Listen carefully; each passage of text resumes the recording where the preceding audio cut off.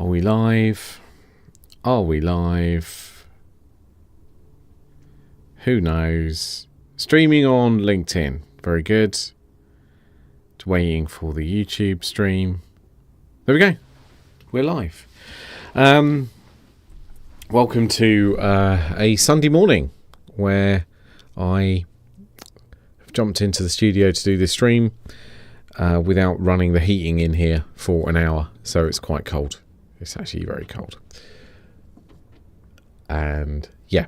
So what are we going to talk about today? Well, we could talk about the fact that it's Sunday, and every time... I don't think I'm going to do these on a Friday. It's like, by the time... There's always something going on.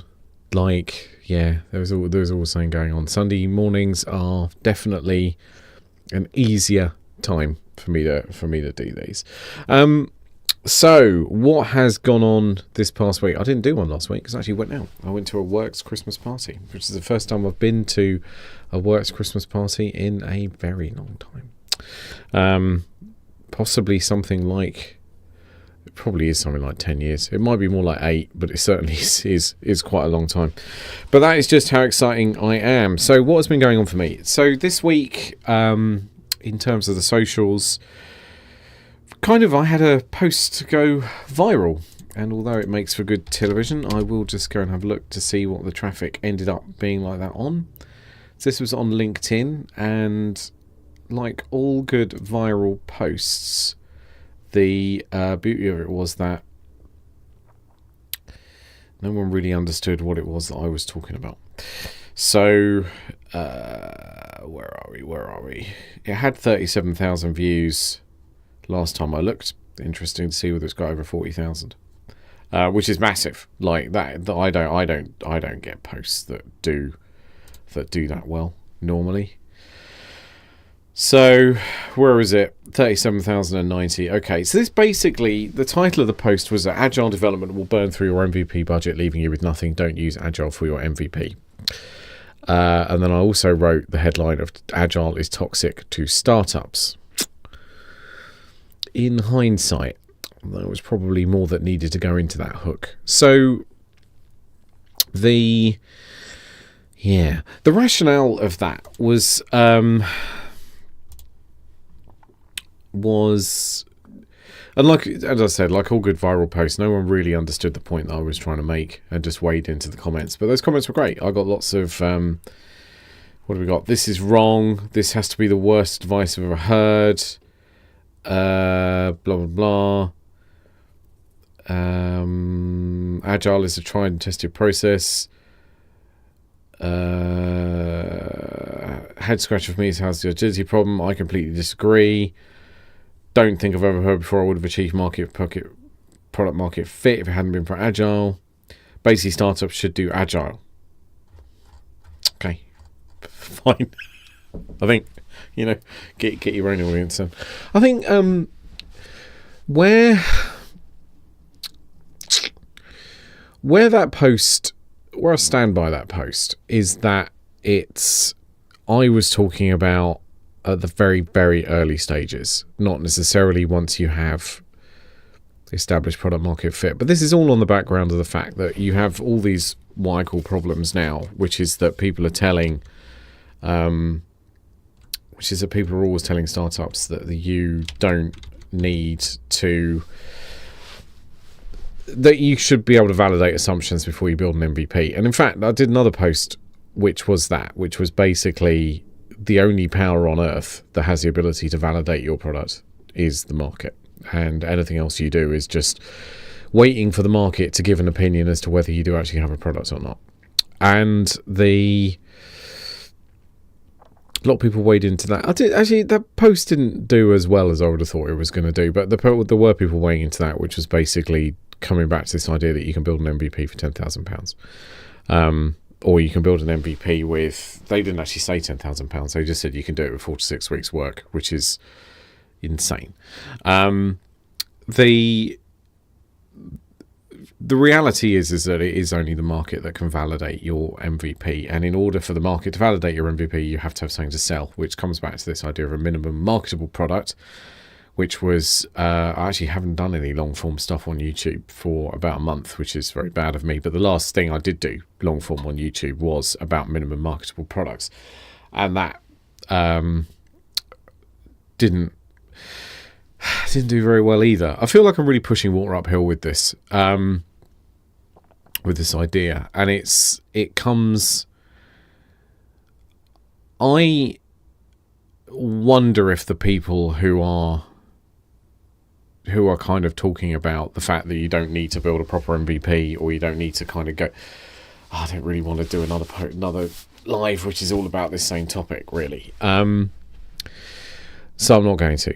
You do need to build something substantial. You need to build something marketable. So let's come back to that. So coming back to the viral post, my position from that post was that if you go and find £50,000, £70,000 or more to build your MVP, which at a pre-investment stage is always going to mean that comes from friends, families and followers, or from your savings, or from salary sacrifice, you can't afford to do agile.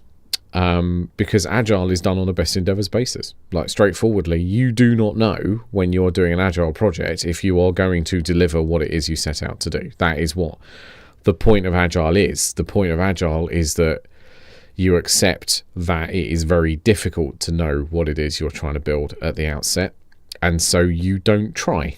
And not in a negative way. You flip the problem on its head. It's you invert this problem that you need to develop a fixed specification, and you need to have a very direct, very set idea of where you're trying to go in order to do agile. Problem is if you are trying to build a product, if you're trying to if you are trying to get out there and start your startup business, if you've only got this very small amount of money, you don't want to spend all of it and discover that you have got nothing at the end of it. So by definition, you have to define what it is that you want to get out of it. What you decide you want to get out of it might be wrong. So you might sit there and go, I absolutely need a product that does X, Y, and Z, only to discover the market has absolutely zero interest in X, Y, and Z. It wants A, B, and C. To come back to my other point, the only power on earth that can validate whether your assumption that you get X, Y, and Z, that X, Y, and Z is saleable, is the market. The market may turn around at the end of that and go, no, I don't want X, Y, and Z, I want A, B, and C, but that's on you. The reason why waterfall being the opposite of agile is required in early stages of a startup is because if you are, and there's some other variables in here, which is like, I really only do content for non-technology people. So it's this idea that you are trying to say to somebody who doesn't know how to commission some software, you need to go and commission some software, and as part of that commissioning process, you need to get to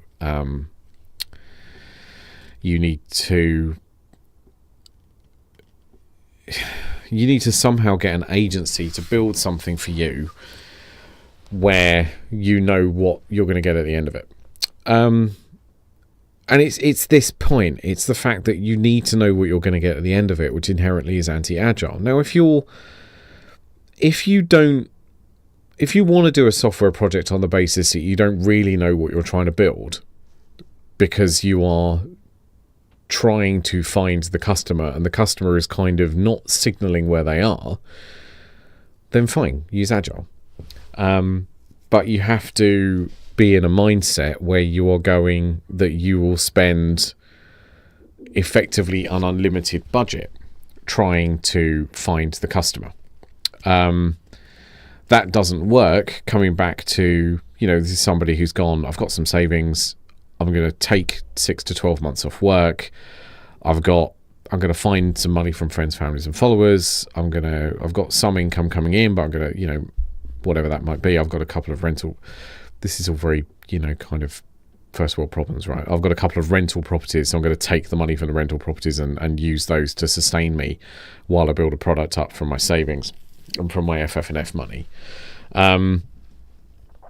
If you're trying to do that, you do absolutely need to end up with a product at the end of it, and agile won't do that. Agile may not even give you anything. Like, if you are getting output out of software teams largely depends on you being capable at commissioning a software team to deliver some software. You're saying to an agency that, and we've spoken about this before, this is something I go on about all the time. You say to an agency, I have got a budget and I want to build some software, and you kind of need to have a lot of control over what that agency does. But it's the same as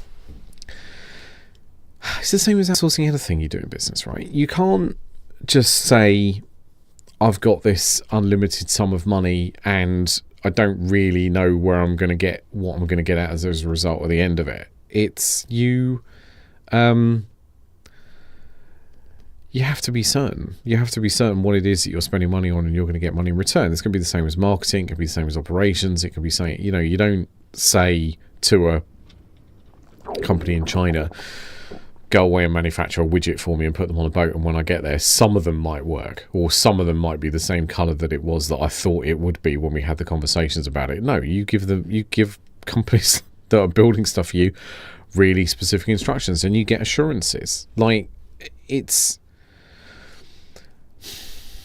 wonder if part of this is just the fact that people are so used to dealing with kind of outsourcing marketing, because that's like, businesses will, regardless whether they're a tech business or not, they will tend to outsource accountancy, right? Nobody does accountancy themselves unless you happen to be an accountant, or your spouse happens to be an accountant. No one is sitting there going, sorry, I'm just getting the stuff on the screen.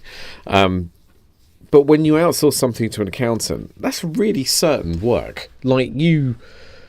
That's by definition, you are saying, I'm going to give you £120 a month, and you are going to give me back a set of returns that I need to file with my tax authority that will, that I know are right. Like, no one is sitting there saying to an accountant, "Oh, best endeavours, please." But we do that with marketing organisations. Like, marketing is,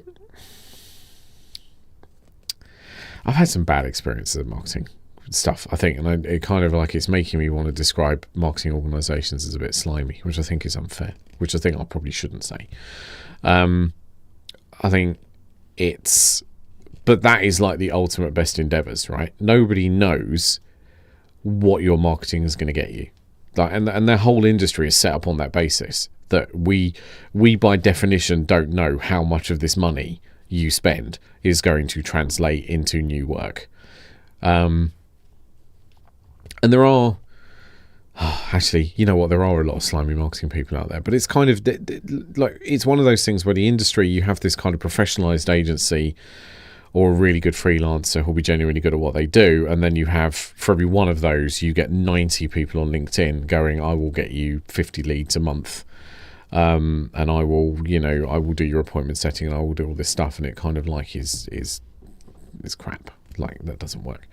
We're talking about software agencies. So where do software agencies fall in that? They fall into kind of like the middle. Like, you can, if you know how to build software, you absolutely can say to an agency, here is a sum of money and this is the software I want to get out of it, and you can be certain that you're going to get that output, right? You can guarantee it. If you are, but the assumption here is that you are good at commissioning software, and that can either come in one or two ways. One is that you're good at producing software yourself and can adapt, or you've done it a lot and you actually know where how to establish guardrails over that process and say, okay, well, I know that if I work with an agency like this, I tend not to get great results. If I work with an agency like this, I tend to get much better results. So back to kind of waterfall and agile. So when you're saying in order to get the results that you want out of an agency, you have to be more directive. You have to be more directed, rather. You have to specifically say, I want you to build this for me in this way, and because I know how long these things take, think that is going to take 3 days. Like, for you to deliver that feature, this is what the specification looks like, this is what the functional spec looks like, this is what the graphic design looks like, we're going to come talk to graphic design, and this is what the technical design looks like, and I've estimated this and we've estimated this, and it's going to take 3 days, and unless you come back to me and say that there's something really surprising here that we've missed, I'm going to expect you to take 3 days as well. So if you say to an agency that, they will produce what you want. They will say, okay, cool, you've given me 3 days to produce this technical piece of work from these technical designs. I will now go away and do that, and lo, it has taken 3 days to do the work you said it was going to take 3 days. That's not very agile. So that's the... yeah. So it comes down to, you can use agile when experimenting on features, but you can't use agile when experimenting on the business model. So your business model, when you're at a startup stage, you are going to need to when you're at a startup stage, the whole point is that you're experimenting on how to find product market fit. You don't know how to do that yet, because you don't know what you've got an idea, but you don't actually know whether the market likes it. You don't know whether the market's going to spend the money on it, and you don't really know how to address that market. You're experimenting with product market fit. When you're still at that stage, you have to offset that experimentation by being more structured in what the software you're commissioning has to do. And when you're more structured, you're less agile and you're more waterfall. And I'm literally just saying that waterfall is very detailed specifications up front. Like, that's the definition that I'm using for this basis. That you sit down and go, I've got 100 days worth of work to do, so I am going to give you a document which is 100 pages long, which contains the functional, technical, and design specification, or the user interface or UX designs for what this feature needs to look, what this thing needs to look like. So you know at the end of it, the agency, when they get, part of this is certainty, right? So you know when you work with an agency like that, they will more often than not give you what it is that you want, right? So even people who are not particularly technical can run an engagement with an agency in that way. The trick is, the problem is that non-technical people normally can't build the designs in the way that the agency needs to have those designs built. So you need to have someone technical who can build those designs for you to give to the agency. But when you do that, a waterfall process will ensue, and you will get what you designed. You then may not, that design is going to be used, is going to have function or not. So it's either going to be, yep, you know what, this is a design that satisfies, I can find a business model on the back of this design, or I can't find a business model on the back of this design. But at least you've kind of hit the target that you set out to hit. The problem with using agile at that stage in the process is that they may not give you something useful, and then you are left really stuck, because you would have spent all your money, you would have got a piece of output which doesn't match what you originally said you wanted, and then you also don't get to find out if it's got product market fit. I mean, you could be fantastically lucky, right? You could direct them. I suppose in theory it's possible for you to say, go away in this direction and build this thing for me. They go away in a completely different direction and build something you didn't want. But it turns out that they built something that the market did want, and you sit there and go, what kind of happy accident was that? That sounds nuts to me. But, you know, maybe it'll work.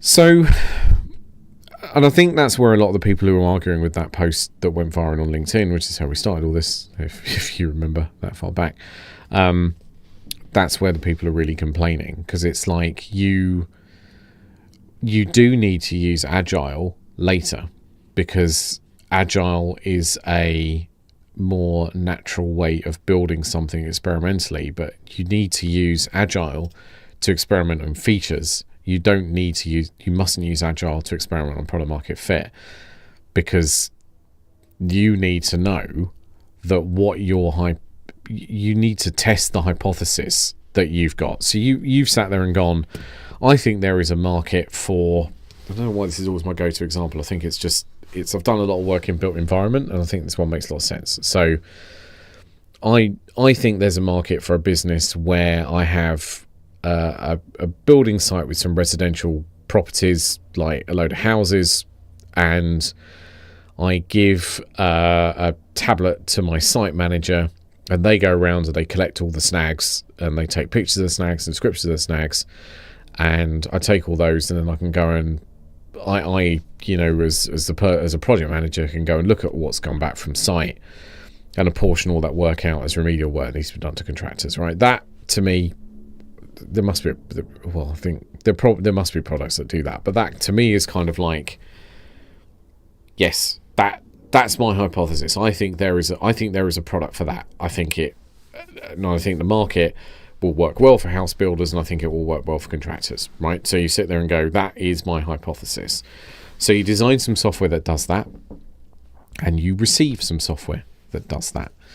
And that's great, because now you can go to the house builders and say, what do you think of this? And the house builders that you talk to could say, this is amazing. This is like the best thing we've ever had, and we've got budget for it, and the price you want to charge makes sense, and it's fair, and the contractors like it as well, and it smooths our relationship out with the contractors, and that's important to us, and everything's beautiful, fantastic.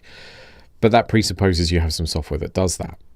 If you go to an agency and you spend your 50, 60, 70,000 pounds, and they give you back something that doesn't work, and you can't put it in front of the customers, or there's key features missing because they worked in an agile way, and you then don't have something marketable, right? You can't prove that you can.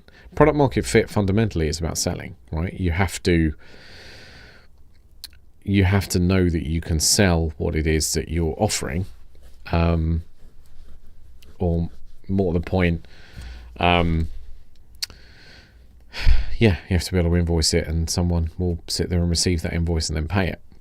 So agile doesn't work.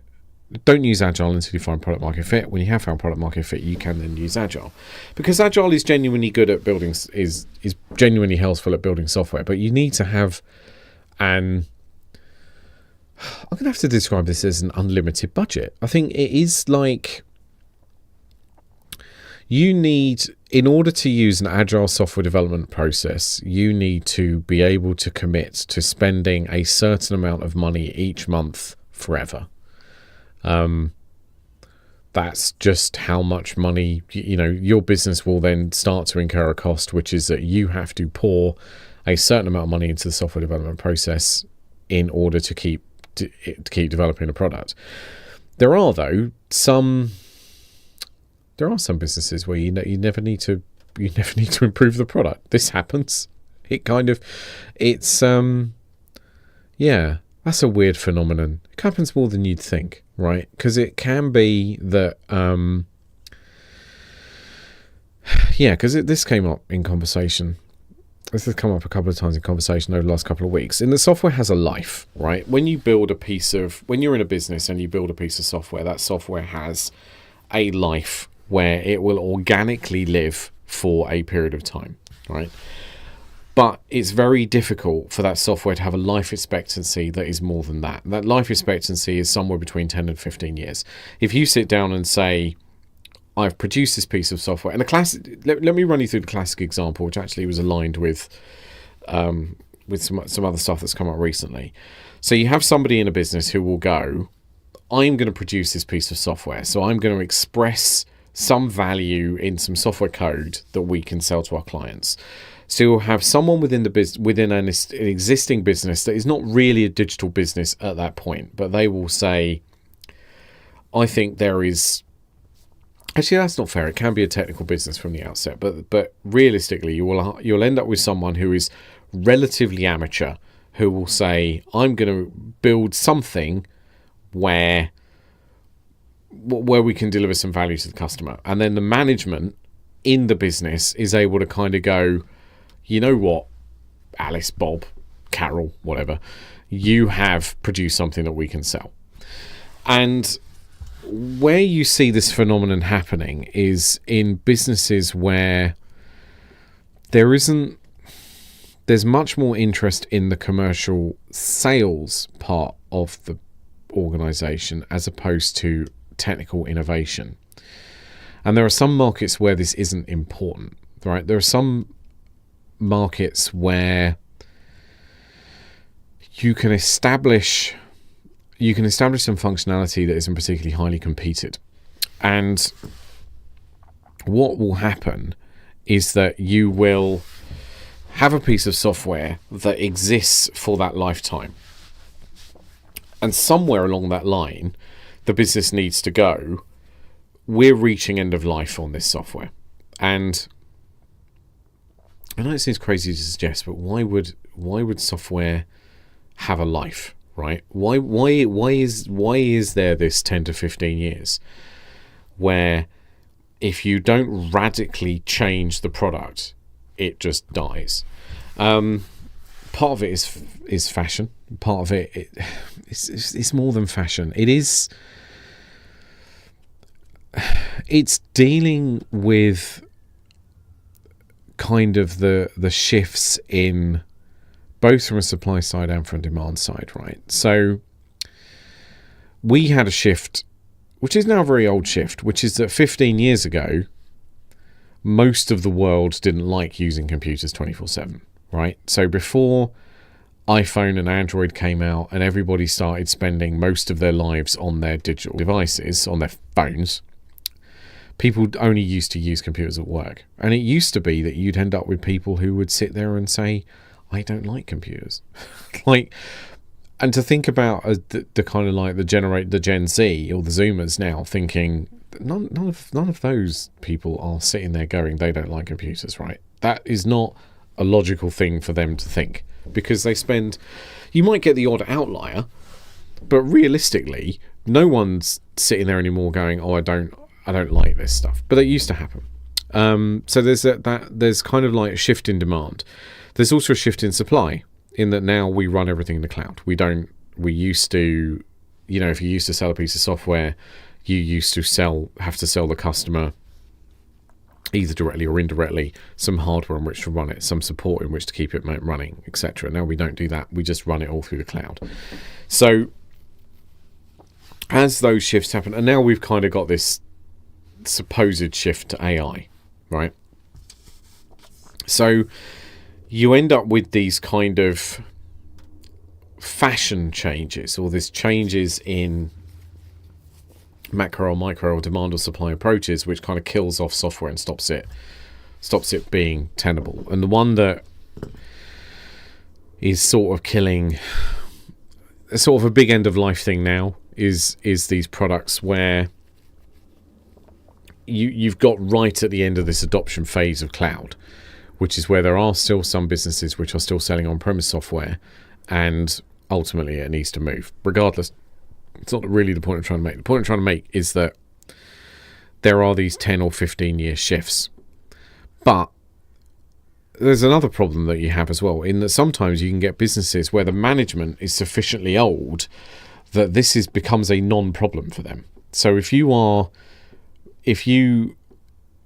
45 years old and you have a junior member of staff say to you, we have this piece of, we've developed this piece of software now, and you sit there and go, there's a market opportunity in that, and then spend 10, 15 years building that product up, you can be sitting there going, well, I started this when I was 45. I'm now 60. I'm now thinking about what happens when I'm 65. I'm retiring, right? I don't really want to rock the boat here. I don't necessarily want to go to my business. I'll tell you what, let's try and find £500,000 to do this big bang re-engineering of this product. What that person is probably thinking at the top of this organization is I want to get out of here. And that is a factor. Like that is a big factor in software businesses now, because a lot of them, this is when it started to become really tenable. It's 2023, we're going into 2024. That is 2008, 2009. That's, if we look back at the oldest that this software can get. Regardless, so the idea is that software has a life. And one of the really difficult parts about a technology business is that you have to manage that lifetime, but that lifetime is kind of out of step with the management of the organization, because the management will get older faster. So like one of the particular interest areas that I have is people who are kind of 20 years into a career and then want to go and start up their own thing. And that sort of by definition means that to get that 20 years in industry, they might have been lucky and started right out of school, or they might have been a bit luckier and kind of got it as so one of my clients has just kind of gone into semi-retirement, and he started at that business 33 years ago, but he started at that business 33 years ago when he was like 21, 22, right? Is that right? Maybe a bit older, but kind of that sort of order. Anyway, software dies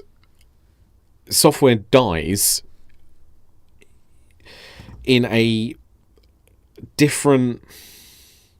It's weird, actually, because it ages faster and slower than the people within the business who are commissioning it. So you kind of have to think that so if you're 45 and start a new business, you are going to be 60 by the time the piece of software that you build as part of that process dies. And unless you very deliberately keep... I guess the way that I would look at it is that you have to prune the software, right? So you are trying to build a bed of intellectual property in order to sell the business. Hang on, let's come back to exits. Sorry, let's reboot this and come back to exits.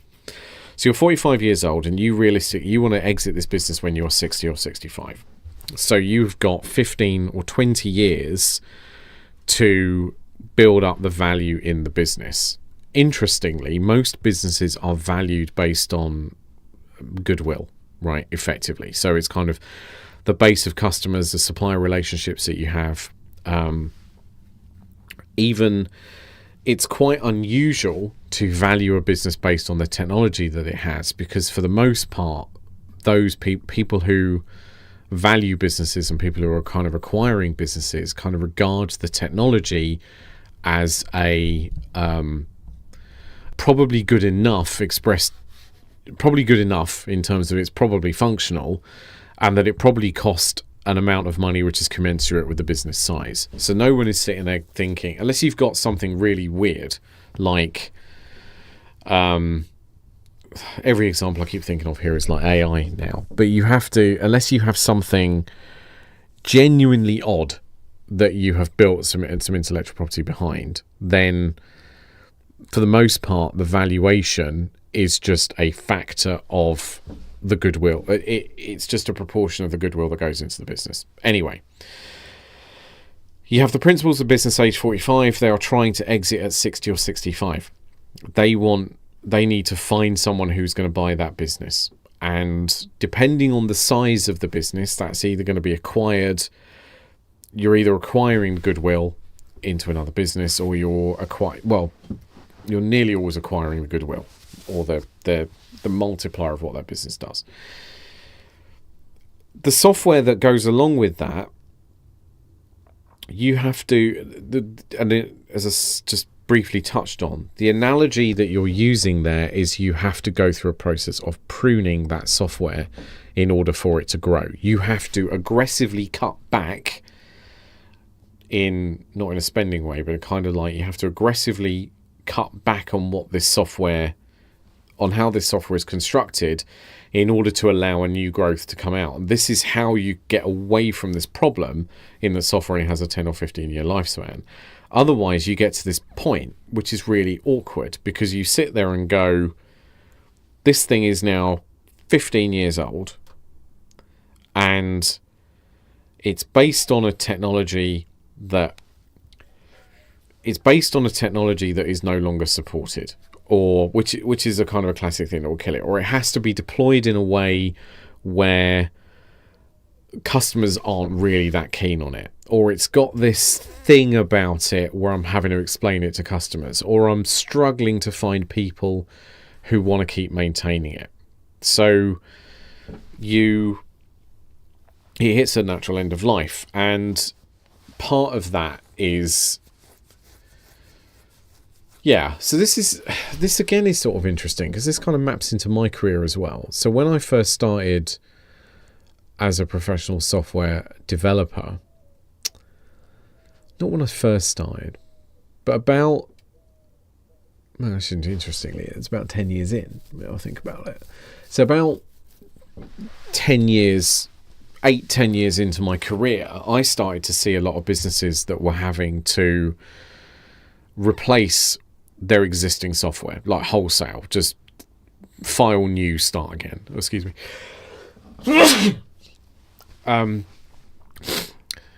Yeah, and wow, I should really edit that out. Anyway, yeah, so they would file new and start again. You could kind of do that back then, because if we think about that, would have been ridiculously like the turn of the century, like that sort of period, 1998 to kind of 2004, right? Which is kind of when we started to see .NET. Started to see a migration into the cloud, and started to see this broader adoption, this more sensible adoption of web-based stuff, web-based applications. And that's a few years before we started to see the emergence of the smartphones. You could start again because the tool sets that you had before were really crap, and the software by definition was really small, and the user bases were really small. Nowadays, you can't do that. You can't really radically reboot what you have got. You have to, it would be much more difficult to do. What am I trying to say? So the point that I'm trying to make is that if you are starting a technology business today, you need to have a level of technical leadership in your organization that is doing this aggressive pruning every like 5 years. So we talk about technical debt, and technical debt is a more easily understood process in that every time you generate software within your business, you will produce some level of technical debt that goes along with it. There will be an element of whatever work is done, a percentage where remedial work will need to be done to kind of fix that mistake. So there's no shade in that. That is just realistically what happens. It's largely there are two forms of waste whenever you go through a software engineering process. So if you spend 100 days building some software, some days in that will go into building something which will never be used. You will expend some effort on something that will never deliver customer value. It is effectively the equivalent of if you are mining out an aluminium block, there will be someone's going to turn around and say, oh no, when you mine out an aluminium block, you can retain all of it. I don't know. There'll be some element of the material lost to heat, right? Whatever. Just something that can't be recovered. But a percent, and what you're trying to do is through proper governance of the project, you want to reduce that wasted amount to as close to zero as possible, right? But there will be some other effort that goes in which has some debt incurred as well. So you can't deliver software without producing some debt, and debt being that in order for this thing which has made it into the software which is producing value, there is some interest that I need to pay. There is something in there which is a waste that I need to go and fix. So there will be some form of remedial work that needs to be done. Yeah. So what you are really, yes, sorry, I get what I'm trying to say now. So let's imagine you have a planned life of 15 years for this software. Every 5 years, for example, you are going to need to do a major pruning exercise on that software. You are going to need to do something which is more biased towards maintaining the life of the software, or no, let's put it this way. You are going to have to, every 5 years, say, do a major engineering exercise in that piece of software which resets the clock, right? You are basically, it is whatever form of plastic surgery or Botox or lip fillers or whatever, you are basically going to say, this software is now 0 years old again, and so we get another 15 years. That is different to managing technical debt. So managing technical debt has to be managed constantly, but there will be something where you have to go, I now have to do something sensible within my software plan, within my strategy, which isn't really about customer value. It's about the organization's value. It's about resetting the clock so the software gets another 15 years worth of life. That can be relatively difficult to sell into the business. No, that's in every case is going to be fantastically difficult to sell into the business. You are going to, if you are that decision maker, you are effectively going to need carte blanche control over that organization, or the organization is going to need to trust your technical judgment so much they just don't even bother asking you, right? So for example, you can imagine this happening with cloud-based technology, that at some point somebody has to see the writing on the wall and go, we have got a piece of software which is written in Visual Basic 6 and needs to be installed on premise. We are going to have to rebuild this as a cloud application, right? Is that a good example? No, that's kind of a starting again. Do you know, I'm struggling to think off the cuff of some examples. It is something like that you would have to... You have to identify something in what it is that you have that is so varied from apparent fashion that the best thing that you can do is do something really radical and fix it. Whatever that is going to be very specific to you. But it would be something like it would... I think this is probably an adoption curve thing, in that you're trying to get part of your product on a different part of the adoption curve, because you have that classic kind of, it's either an adoption curve which looks like a bell curve, which is where you get the early adopters, and then you kind of get the laggards at the other end. Okay, I haven't really done that helpfully in a reverse video, but so which way would that go? Yes, it goes that way. So whatever. So you have like the early adopters, and then you have the laggards at the end, and then you have all these other kind of stages in between. Or the other way to look at it is like an S curve, in that you kind of go like that, isn't it? No, hang on. So it would be... Yeah. Well, let's just assume people watching this are going to be listening to it on the podcast rather than watching a video, because I'm completely failing to do these charts the right way around. And what you are basically saying is that you have to, rather than just crashing the end of the adoption curve, particularly the end of the S curve where you run out of market, is you have to keep resetting it. And the way that you have to do that is every 5 years you have to do something radical in order to reset the clock and extend that organization's life, extend that software's life out to another 15 years, which is largely then pitching it beyond the life of the directors within the business. Now that's good succession planning anyway, because you need to kind of think about this. You might have a set of directors who are in their early 30s who aren't really planning on retiring until they're 65, 70, right? That might be the way it is. But you could also have directors where that senior leadership, the organisation has to survive longer than the careers of the people who started it out, right? There has to be some level of succession planning. You will naturally... So one of the things I'm always interested in is about growth stages of businesses, and it's kind of like the team that gets you to the next stage isn't the team you have at the minute, or the person you are here isn't the person who takes you to the next stage, right?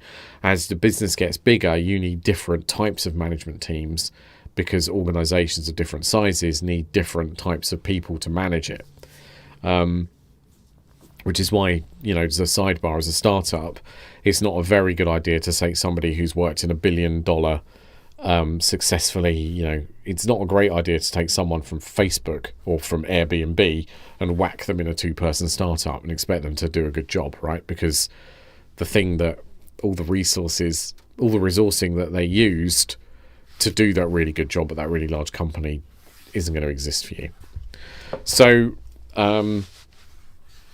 yeah, part of this is succession planning. Your software needs succession planning as well. Maybe that should have just been where I started this out. Maybe that's what the thumbnail will be, because you can't just this software is only going to last 10-15 years. Like what you build today is only going to be around for 10 or 15 years. There'll be some parts of it which live forever, right? Database schemas always live forever. You never ever change your database schema. That is always crazy. That database schema should be able to last 50, 100 years, right? That's kind of you can make minor changes to it, but the whole idea that you could sit there and go, we're going to create a version 6 of our product, and the schema that we've had for 20 years that ran version 1 through 5 we're going to get away with and not touch anymore. That's just a good way of killing your business, right? Don't do that. But you do have to consider the life of your business in the life of the software within the context of the life of your life of the directors. You need to succeed the directors. You need to succeed the software. You're trying to build something that has got 100 years worth of value. You need to think generational value with a business, not just what can you do until retirement. Okay. Well, we're coming up to be blathering on for 50 minutes. So that's really good. And I've got the other things that I wanted to talk about, probably not going to talk about today. So we spoke about another thing that I did a couple of posts on this week were about graphic designers. Scoping and specifications, I think we need to come back to. We touched on it earlier on kind of like the waterfall and agile side. But yeah, I think realistically today is going to be the takeaway is watch your succession planning, and don't forget that your software is gonna you need to reboot it. It's only got a 10 or 15 years life. So you need to manage that lifetime. You need to manage the lifetime of the directors. You need to build something which is going to be multi-generational. Target something which is 100 years, but then you need to plan all the succession stages in that, and the technology has its own succession stage. But anyway, thanks for listening. It's been a fun Sunday, and I'll catch you next time.